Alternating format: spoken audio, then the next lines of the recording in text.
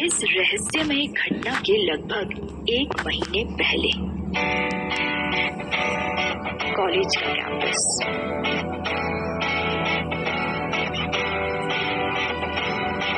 कई लड़कियां घेरा बनाए खड़ी थी, खींची जा रही थी।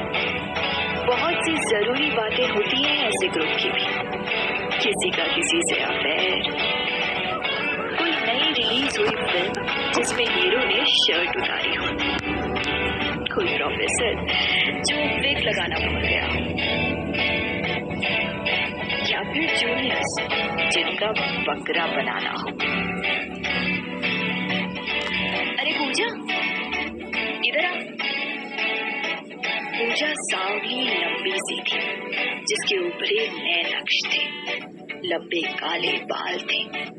वो एक तरह से उन सबकी लीडर थी और बहुत खूबसूरत थी। ये तेरा दुपट्टा कैसे फटा? मत पूछ दिया। अब तो आदत डाल लो इन सबकी। क्या मतलब? वही लफंगियां और क्या। कॉलेज में कंप्लेंट करूं तो वो उनकी जिम्मेदारी नहीं। पुलिस वाले कान में तेल डालकर बैठे। घर पर कंप्लेंट करो तो उल्टा मुझे ही घर बैठा लेंगे। कॉलेज जाना बंद। ये उस कॉलेज की हर लड़की की समस्या थी। कॉलेज आने जाने का जो एकमात्र रास्ता था, वहाँ अक्सर लफंगों का जमघट लगा रहता था, जो अश्लील फब्तियों के अलावा कई बार हाथ मारने, पान थूकने या दुपट्टा खींचने से भी नहीं चूकते थे। लड़कियों ने कई बार शिकायत की थी, पर पुलिस ने कुछ नहीं किया, क्योंकि उन लफंगों में कुछ लोग स्थानीय पार्टी के कार्यकर्ता भी थे। और दिया, अब तो कॉलेज के लड़कों की भी हिम्मत बढ़ती जा रही है। और लोगों ने ये दुपट्टा खींचा था, तब वो हमारा कमीना दीपक भी था वहाँ। दिया गंभीरता से कुछ सोचने लगी। क्लासरूम लेक्चर जारी था। दिया ने अपनी बाईं तरफ देखा। दीवार से लगी बेंच पर वो दीपक बैठा था। उसकी शक्ल ही बता रही थी कि उसके अंदर कितनी गंदगी भरी हुई है। दीपक दिया को अपनी तरफ देखता देख हैरान हो गया। वो मुस्कुरा दी। जवाब में वो भी हंसा तो गुटके से रचे उसके घिनौने दांत बाहर आ गए। दिया उसे देख रही थी। ये उसके बर्दाश्त के बाहर की बात थी। कुछ देर बाद उसकी टेबल पर आकर कुछ पड़ा। उसने देखा कि वो गुड़ी मुड़ी कागज का गुटका सा था। उसने खोल कर देखा।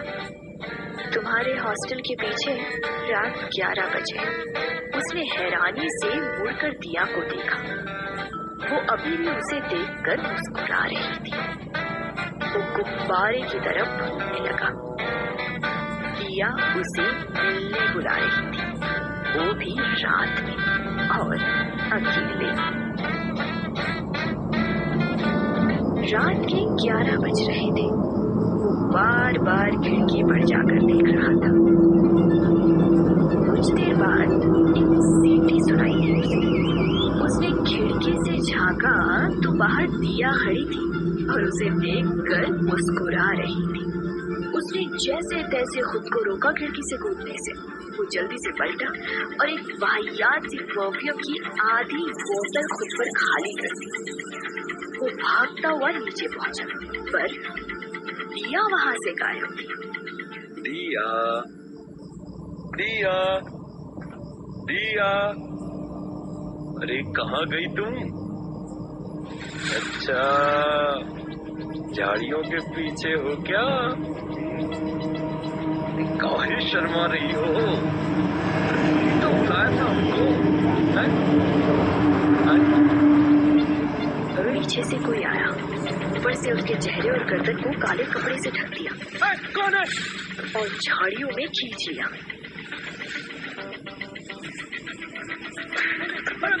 और फिर कहीं से 4-5 साल प्रकट हुए। और उसके बाद हॉकी, लट्टू, सैंडल, थप्पड़, लात, घूसा, कुछ भी ऐसा बाकी नहीं था जिसका स्वाद उसे ना मिला हो।